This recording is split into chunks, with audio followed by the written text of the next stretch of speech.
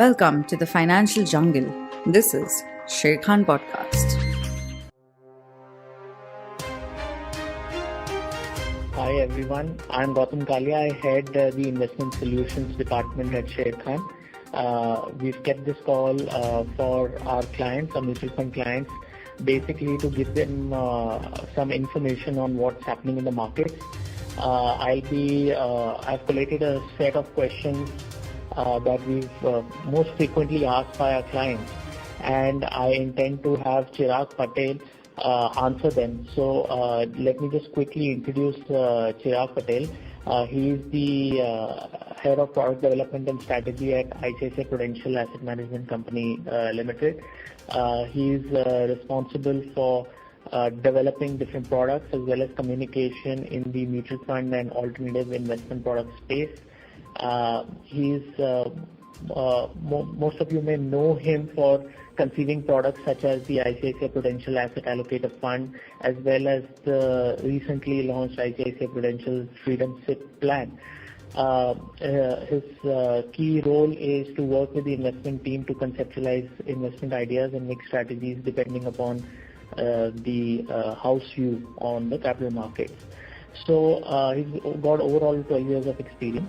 You know, the markets have been in such a tumultuous phase right now, and it's important that we are aware of what is happening. And obviously markets are in the news day in and day out, making the headlines every day. There is a new low or a new bounce back happening, and with such a high volatility, obviously some very natural questions come to mind regarding your own portfolio and your own MF holdings. So keeping that in mind, I'd like to ask Chirag the first question. So what do you think is the real impact of this pandemic on the Indian economy? So to start with, I think it is 14 January 2020, the market started correcting. Not even Indian market, the global market also started correcting. After the first case that has been reported, that was on 31st December in China. So that is of the coronavirus crisis, and since its breakout in China, so it was the month in February where China was into, two provinces of China was into lockdown, and then the virus kept on spreading entire world, and right now it has spreaded over 195 countries in different extent. So that is the first thing from where the market started correcting. And after that, because of the concern of global slowdown, because of lockdown happening in many of the countries, there was a fall in crude prices. So the second, cascading issue after the corona is crude crisis, where a couple of nations, one is OPEC, which is an oil producing countries, and Russia, they could not agreed on the oil production, because if the demand global slowdown happens, they have to reduce the production. But Russia denied to reduce the production, so Saudi Arabia has also started increasing the production of the crude. So second thing is the crude price started correcting from $60 to barrel to today somewhere around $25 per barrel. And now it has created another set of jitter, because whenever the crude price corrects, the crude producing countries get into trouble, because they are the exporter of the crude, and their main source of income is exporting crude. Now what happens when the crude price correct by 50%? Since these are the countries which are actually current account surplus country, so they are actually net investor to the world. So they invest their sovereign funds into other countries, including emerging countries, including India. So when the crude price corrects, their revenue comes down, and to meet their fiscal gap, they have to pull out their sovereign investments. So after that, FII started redeeming money from emerging countries, including India, and too much outflow in a small time has resulted in further correction. So today, while we are talking, the market has already corrected by 32%, which is Indian market. So that these are the actually issues related to the market, and believe me, none of the issue belongs to us. because this is the narrative I have told in terms of story. So what has happened? But if you go by numbers, right? First, falling crude is not a problem for India. Actually, it is a advantage to India. Why? Because we are net importer of the crude and we are saving so much exports when the crude corrects, and it helps improving our fiscal situation. So government came into better condition to give more stimulus to the economy if the crude price corrects. So everyone thinks that if falling crude is advantage to India while Indian market is correcting. The reason is it is not problem to India, it is problem to the rest of the world.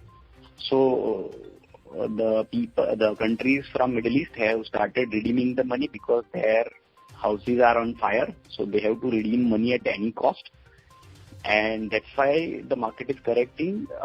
And when someone is in trouble, he has to sell at any prices. And that's why they are selling the way they are selling today. So, and the second problem is Corona crisis. If you see the 5 lakhs and 6 lakhs number looks very big. But if you convert into the number, it is 0.0007% of world population. And if you see the 1,000 cases of India, it is 0.00005% of India's population. And these are the infected people. These are not the people I'm talking about who has died because of coronavirus. So if you see, the numbers are not that much great, but the lockdown situation which has created is actually taking the world towards the slowdown kind of thing. And that was the threat that it can spread more and more and can create more jitters into the economy.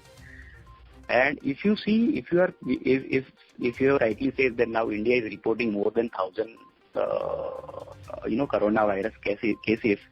So how to read it? So for example, how we should not worry about the number, because that the population of India, which is 130 crore, 1,000 or 1,100 cases are not that much big. The reason is the population of Maharashtra is double than Italy. Right now it will become comparable, and the total cases in Italy is now to the tune of 90,000, and total cases in Maharashtra is 250. So you can now easily correlate with double population. We are having 250 crisis in Maharashtra, and 90,000 crisis in Italy. So I think to the extent we have actually isolated ourselves from both the crises. One is Corona and the other is crude. Actually, crude is the pure advantage to us, right? So this is what has happened to the market, and I think both of the problem do not belongs to India. Yes, but there is a price correction of 32%, and how to read that 32% crisis, be it would be read like an opportunity or be it would be read like a threat. Now that should be the question. So I think I have addressed the first question. Yeah. Chirag, thank you so much. So what I understand from your answer is that it is a crisis of confidence. It's a question of liquidity. So the way liquidity was driving markets up, now the same liquidity is driving markets down. And really fundamentals of business in India haven't really changed. In fact, with the oil price correction, macros have turned significantly in favor of India. So that's good news in the long term for India. So basically this China Mal is getting us into trouble. And even though, we are caught in the system, it seems like we are caught in the crossfire. So just to address how to read now Indian total macro as a whole. So for example, the lockdown in India started from 23rd March. So till the entire January, February and March quarter was actually a fully functional Indian economy we were having, right? So now if we go by data, so last 4 months, India GST collection was 1 lakh, above 1 lakh crore, and there was a year-on-year increase also, so which is very decent. Even in the February data is 98,000 crore, since the February was having less days, so we are just short of 1 lakh crore, but still it is year-on-year improvement. So the GST collection number are phenomenal. The Purchasing Manager Index that has been published in February for the month of January was 8-year high. Crude correcting is helping India. Short-term interest rate is falling, long-term interest rate is falling. Current account deficit may now maybe after the quarter it would be current account surplus we were having. Right. Another thing, the problem in China has actually get many global countries into situations where they have to think of diversify their business from China to other countries. The reason is, in last 4 or 5 years, China has grown with a rapid pace. Their labor cost has increased, so all these countries were actually looking for diversification out of China. Now, because of Corona outbreak, they are more inclined to diversify out of the China. Earlier, the destination would be Southeast Asia, be it Malaysia or be it Indonesia. But after the tax rate cut, which has happened in 19 September 2019, where any company in India has to pay 22% tax, and if it is a new manufacturing unit, the tax is just 15%. So we are now cheapest among the Asian country to diversify. Another important data, which is our as of doing business, has improved from 146 to 63. Now all global companies will look at this data, and probably more and more global companies will have manufacturing unit in India in coming future. Our forex reserve position is superbly strong. So we are having highest all-time high forex reserve, which is $481 billion. So I think we are the best place in this crisis situation. So all the time I say to our stakeholder or our partners that a problem is only opportunity when the problem doesn't belong to you. Right? As you rightly mentioned, there is a liquidity problem. Actually, liquidity problem is for the globe, because they want money at their home today. So it is just wanted to give you an example. If there are 12 bungalows in a society, and an intrinsic value of those 10 bungalows in normal condition is, for example, 2 crore. Now, one of the owner of the bungalow get crisis in his business, and he is into liquidity crunch.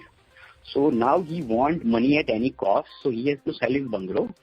And now, when he has to sell it today, immediately he need cash today, he has to do a distress selling, right? And when someone do distress selling, he has to sell it at a lower price. So, for example, he is making a sell at 1 crore rupees. Will it mean that the value of all 12 bungalows has fallen to 12 crore? No, only one price at which the value has been traded is actually 1 crore. It doesn't mean that the value has fallen. It is the price has fallen. So the value is still 2 crore. But a single price which has traded at 1 crore doesn't mean that all bungalows value is 2 crore rupees, right? So when the situation normalizes, you can have that you can get that value of 2 crore. So at that time, if you are not into the crisis, for you don't require to sell your bungalow or valuate your bungalow at 1 crore rupees, because you are not into trouble. So at that time, what you need to do, you need to hold on to your investment. Or you should not sell your bungalow, because now everybody should consider now 2 crore has fallen to 1 crore, now it will go to 80 lakhs or 50 lakhs. No, the thing doesn't work like that. It is the value that you will get and price that you will pay. So I think this is the problem for someone else, and the value of the businesses are still high. Only the price which are trading today is low. At that time, you should not sell your portfolio, number one. Number two, if you are a wise, you should buy that bungalow at 1 crore rupees, because when the situation get normalized, you can again sell it at 2 crore rupees. So wise investor do not sell his portfolio at current valuation. Probably he may look at to buy some decent businesses at such attractive valuations. So I think liquidity is towards us. If we have liquidity, we should be in the better position to buy this kind of a valuable business at very attractive prices. And if you see the liquidity condition in India, it is actually liquidity surplus. So we are not into a liquidity trap or any kind of thing. If we are into liquidity trap, the interest rate should be high. It can't be, you can't have 4.5 repo rate and 6 of GSEC if the liquidity is tight. So liquidity is abundant. So only how to read the crisis is an important thing. Thanks, Chirag. Chirag, so, the risk appetite for many clients, it becomes quite low during such situations. Even the more aggressive risk appetite customers suddenly start wondering whether they should just sit on the sidelines and wait for the market to flatten out, bottom out, or start showing signs of recovery. So while I understand that there's no fundamental change to the businesses and the value is still there, would you advise clients to invest now or staggered or wait and watch? So see, the word which we use, that high risk appetite, right? Actually, there is I always talk about 3 C principle, which I tell as when there is a crisis, right? Without crisis you can't have cheap valuations, right? When there is a crisis, you should either have cash and you also need to have courage. If there is a crisis, and most of the time 50% people don't have cash and 50% people don't have courage. So those who are having cash will not have courage, and those who are having courage will not have cash. And when both cash and courage returns, there is no crisis in the market. So whenever there is an opportunity, now either people are running out of cash or either people running out of courage, right? Because most of them are looking at their negative portfolios, right? And whether I should increase my risk to equities today, because I have lost my risk appetite and risk capital both, right? That is the case for existing investors. So there is no fall in the history which has not recovered, that we should remember. And what are the extent, the value, the attractiveness of the of the market, that we need to understand. So for example, there are various measures. Okay, how much cheap is the valuation today? Because a attractive market can become more attractive, can become more cheap, and can become even more cheap. But what is the extent to which it can go? So we are actually following a very nice ratio called market cap to GDP. So in India, the average market cap to GDP is 80%. So it is called fair value market. So our market has corrected from 91% market cap to GDP, which was slightly expensive, not very expensive. On last Monday, it has traded at 50% market cap to GDP, which was 20-year low market cap to GDP. Today, while we are talking, we are trading at 52% market cap to GDP, which is cheaper than March 2009. So we are getting good businesses at attractive valuation, which has been there during March 2009. At that time, the Sensex was 9,000. Sorry, 9,000. It was 8,000. And today, after so much fall, the market is at, the Sensex is at 28,000. So what does it mean? Even today, it is close to 4 times, even though the market has corrected so much. So if you are buying something at such cheap valuation, after such a correction, your money is still close to 4 times. So those kind of valuation are hard to get. And can anybody ask me if today it is 52%, can't it go to 48%? The answer is yes, it can go. But it is the extreme cheap valuation, it can't sustain over there. So either the extreme side of the market or the expensive side of the market can go there but can't sustain over there. So for example, it is like a temperature, right? For example, in a city where minimum temperature on a yearly basis would go to, for example, 8 degrees, right? Can't it go to 7 degrees next year? Yes, it can go. But will it remain 7 degrees for the entire winter? The answer is no. It will remain for 7 degrees for 2 days. And within those 2 days for at least 2 hours. What does it mean? That it can go to 7 degree temperature, but it can't sustain over there. It can sustain over there for just 2 hours. So cheapest, we are actually trading at the cheapest valuations of the decade, and we should not miss this kind of opportunity. See, wait and watch. If you wait for situation to improve, right? So many of the investors may think that let the dust settle and I will invest after that. So most of the investors are thinking like that. When the dust settles, everyone runs, and when everyone runs, the market moves up. So when there are more problems, the market trades at cheaper valuations. When one of the problems get resolved, the market start trading at higher valuation. When another problem get resolved, market trades at higher, further higher valuation. So if you wait for all the problem to get resolved, actually you will be investing at much higher level than they are trading today. So actually you should not wait for this to get settled. You have to invest during time of uncertainties. Because of those uncertainty, most of the people are staying away from the market, and the bold investors actually stay invested or invest more during this kind of crisis. So that is my answer to your question. Right. Thanks, Chirag. Actually, you pointed out, you were pointing out similarities with 2009. And I think the biggest difference between 2009 and now is that 2009 everyone was still going to office. And we've had SARS and we've had all these different outbreaks, but none of us actually were in this situation where we are wondering about groceries, we are managing our household. So as an investor, I think, if you have access, if you have additional time at your hands, and you're in the same scenario now that you were in 2009, the temptation to take some portfolio level action becomes very high. So I think the challenge becomes more about managing your own behavior and discipline in terms of, reacting, or rather not reacting to the day-to-day of what is happening in the market. Because every day the market is making news. So we had so many clients who were sitting out, and then when the market started recovering last week, a lot of that money came in. And today the market's gone down, so I'm sure there'll be some clients thinking of redeeming already. So I think the challenge really is to be able to control this. And if you remember 2008, when I was talking to clients in 2008, this whole wait and watch or continue to invest in a staggered manner, that kept on going for about 3-4 months. And then after that, people just lost patience because the market just wasn't bouncing back.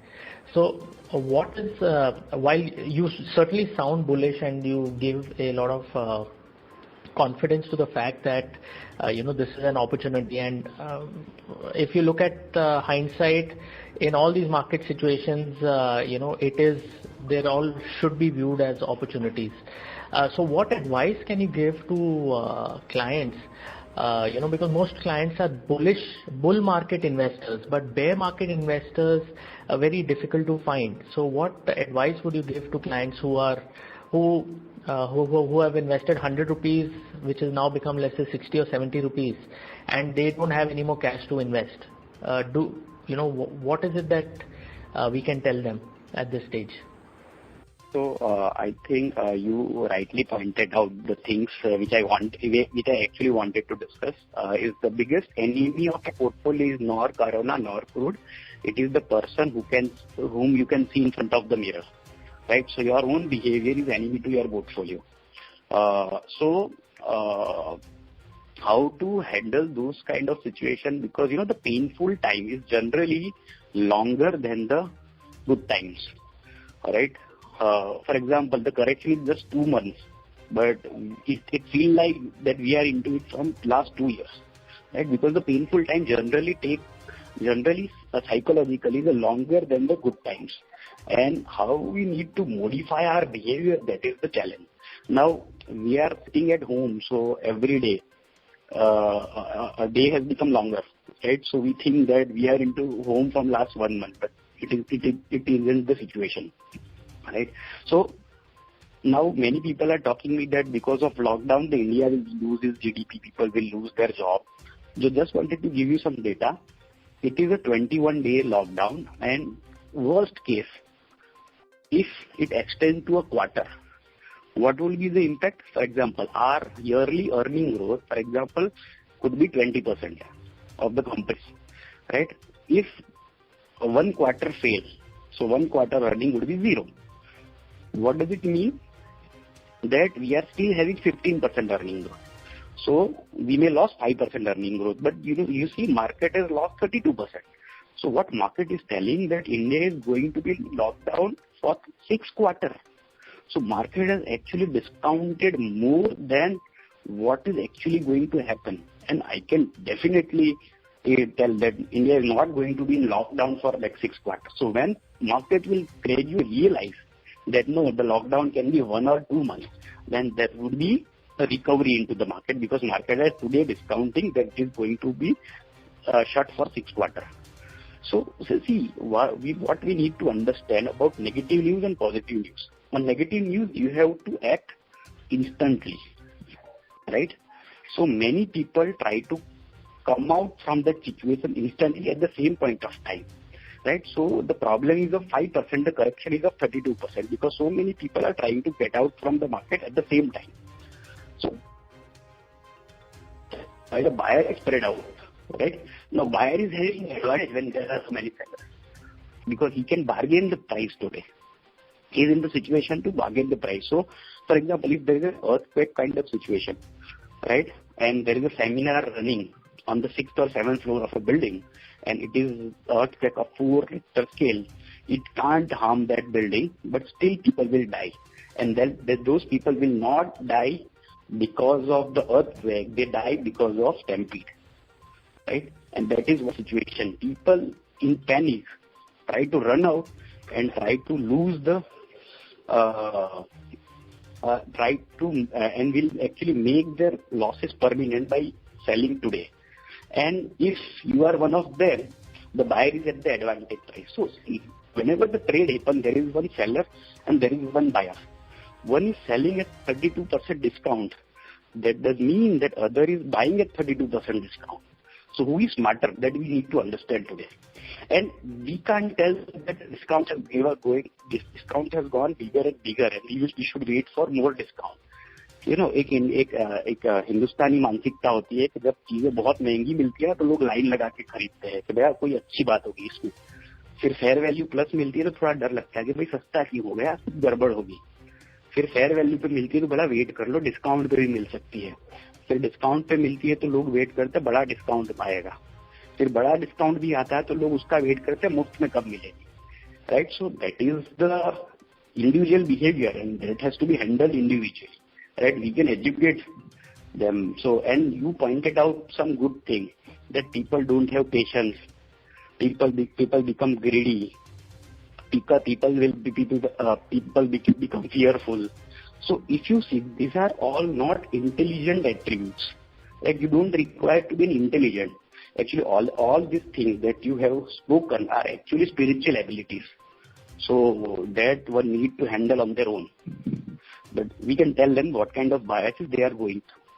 So I think this is not the time to show knowledge or, get so much knowledge about corona and crisis. This is the time to show courage, right? But the problem is at the bottom of the level, we will have a lot of knowledge and bundle of knowledges, and knowledge reduces courage. And at the peak of the market, we will have high level of courage and low level of knowledge. And at the bottom of the market, we are having lot of data about everything. So lot of knowledge and we left with no courage. So that is what knowledge and courage. So knowledge and courage is an odd combination. You have to use them wisely at different point of time into the markets. Today is the time you have to use lot of courage and little of knowledge. Right, Chirag. Thank you so much. I think that 6th quarter point was quite hard hitting for me. That makes a lot of sense, and that kind of underlines the fact that you're making, that it is actually available at a discount, and we need to look at this as an opportunity.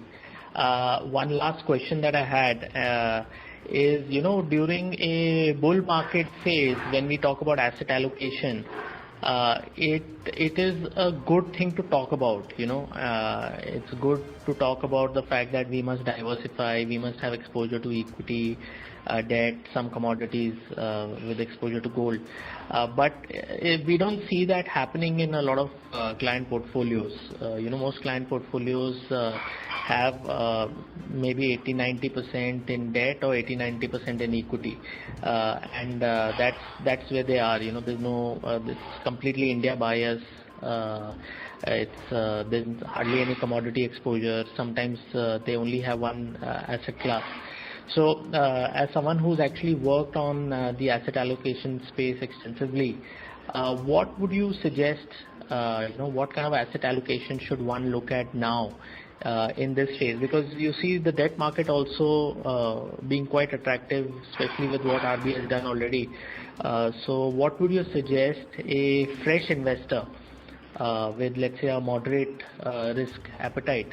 What would you say a first-time investor? What kind of asset allocation mix would you suggest to them?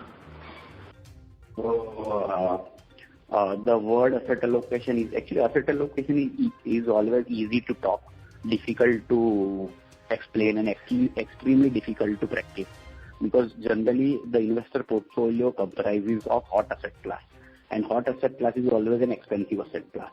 So we should be counter-cyclical in choosing our asset allocation. So when everybody is running around equity, we should be into debt. When everybody is running around debt, we should be into equity. When everybody is running around gold, we should be into financial assets. So today, if you see the valuation, I think 3 months back, debt was very attractive. Today, debt is not that much attractive, what we have seen 2 months or 3 months back, because the bond yield has fallen down. It means the bond pricing has gone up. And I think today the right mix of asset would be for an average investor with a moderate risk appetite, 50-60% into equity, 20-25% into fixed income, and rest into commodities and precious metals. Thank you so much for that. I think I'm done with my questions. I think one last question before we go.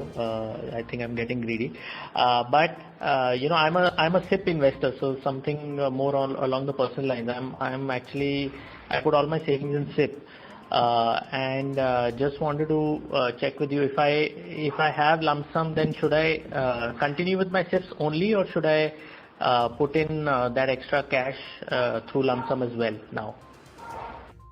Okay, so current is the time where actually SIP is the most intelligent thing to do, because it is the most dumb thing, and in equity most dumb people make most of the money. So that's why SIP is most intelligent thing, and because they are buying regularly at all market, and when the market falls down, it buys more, right, automatically, because the price has gone down, so you end up buying more units. So today it is not only time to do SIP, it is also try to bulk. So you should put some lump sum investment into SIP. So we should not, worry about, why we should not worry about lockdown and all those things, because today also when sitting in lockdown, some companies are making a lot of money, right? While we are talking on phone, right, and we are watching movie on Netflix and Amazon, a lot more than what we are doing 2 months back. It means some telecom companies are still making a lot of money. Their business is still running on because they are not spreading corona, right? While we are talking, I'm talking to you, most of you sitting at home, sitting under fan or AC, we are still consuming power, right? It means that power distribution companies are still making money, right? If power distribution companies are able to supply power, it means power plants are still working. If power plants are still working, most of them are coal-based or gas-based. These companies are still making money. While we go out on street, right, and we see most of the shops are closed except medical store and kirana stores, these FMCG companies, pharma companies are still making money. So, and whenever the lockdown ends, the pile-up demand will store. So I don't think we should worry about all those things. This is the lifelong opportunity which everybody has dreamed of, that they should get at some point of time. But the problem with investors is they also don't want bad news. Now we have to see whether the bad news belongs to us. The answer is no. I think this is the time to show courage, and you should continue those SIP and put more lump sum on it. I think that is what is my take on that question. Right, Chirag. Thank you so much for that. I think I'm feeling much more confident after talking to you. And thank you to the ICICI Prudential Asset Management team for setting this up for our clients. Thank you again. Sharekhan's in-house research desk may or may not subscribe to the same views and may have different recommendations to offer. Statistics mentioned during the session have not been verified by Sharekhan. This conversation is for educational purposes only. The information and views shared herein is not intended to be and must not in isolation be taken as the basis for an investment decision.